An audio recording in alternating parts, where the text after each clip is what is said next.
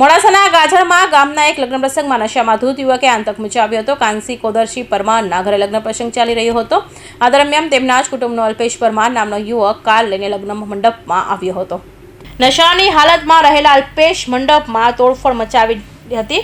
તેણે કારમાંથી તલવાર કાઢી જાનૈયા પર હુમલો કરવાનો પ્રયાસ કર્યો હતો. આ ઘટનાથી લગ્ન પ્રસંગમાં હાજર લોકોના આસપાસ મચી ગઈ હતી.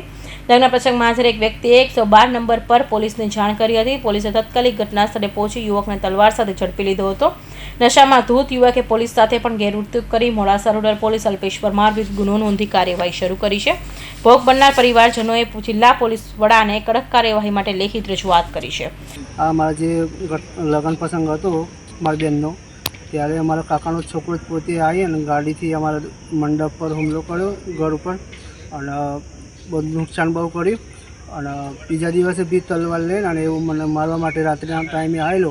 ત્યારે અમારા બધા ઘરોના બધા કુટુંબીજનોએ મને સાથ આપીને અને મને રાત્રે મતલબ એનાથી બચાવ્યો.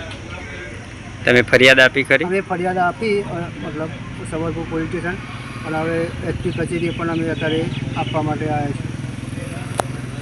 પરમાર છે, હું ગાજન ગામનો રહેવાસી છું. અલ્પેશભાઈ દિવાનસિંહભાઈ પરમાર કરીને આ શખ્સ છે.